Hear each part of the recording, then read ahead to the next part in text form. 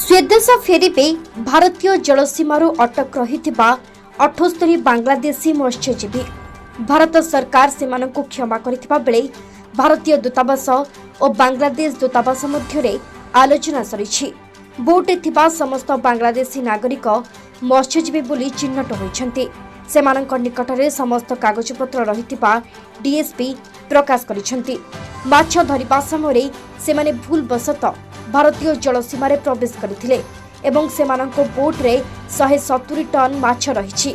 ଜବତ 2ଟି ବୋଟ୍ ଲେଲା 2ରେ 100 ଟନ୍ ଓ ମେଘନା 5ରେ 70 ଟନ୍ର ମାଛ ଅଛି। ଗତକାଲି ସେମାନଙ୍କୁ କୋଷ୍ଟଗାର୍ଡ ପାରାଦୀପ ଆଣିବା ପରେ ନେହେରୁ ବଙ୍ଗଳା ସାମୁଦ୍ରିକ ଥାନା, ପାରାଦୀପ ଆଦର୍ଶ ଥାନା, ପାରାଦୀପ ଡିଏସ୍ପି ସନ୍ତୋଷ ଜେନା ଓ ଜଗତସିଂହପୁର ଏସ୍ପି ଭବାନୀ ଶଙ୍କର ଉଦ୍ଗାତା ପହଞ୍ଚି ସମସ୍ତ କାଗଜପତ୍ର ଯାଞ୍ଚ କରିଥିଲେ।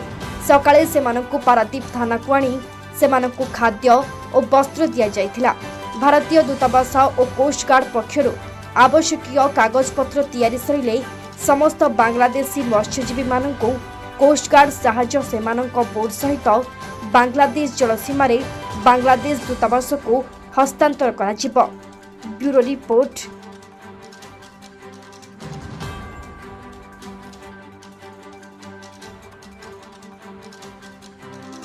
आज सकाळे इंडियन कोस्टल अथॉरिटी पारादीप से 78 बांग्लादेश नेशनल फिशरमैन जो हैंड ओवर करते पारादीप मेराइन पुलिस स्टेशन में फर्दर वेरिफिकेशन कारण से एक्सक्लूसिव इकोनॉमिक जोन अच्छी मेरीटाइम बॉर्डर लाइन में एंट्री इलीगल एंट्री थिला से वेरिफिकेशन कले। आज आम थाना को आनी हैंड ओवर करते वेरिफिकेशन कलापर फर्दर से इंटीमेट कले फर्दर प्रोसेस चली हैंड ओवर करने इंटीमेट कलापर आम पुणी थे हैंड ओवर करते कोस्टगार्ड अथॉरिटी प्रोसेस चली गला 78 थे गोटे बोटे 41 थे गोटे 37 थे टोटाल इंक्लूडिंग टोटाल क्रू 78 थे।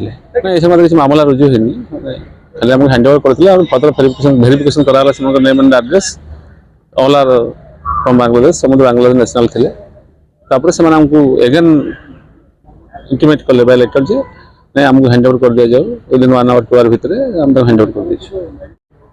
My name is Shri Rajiv Chandra Sheel. আমরা ওই মাছ ধরার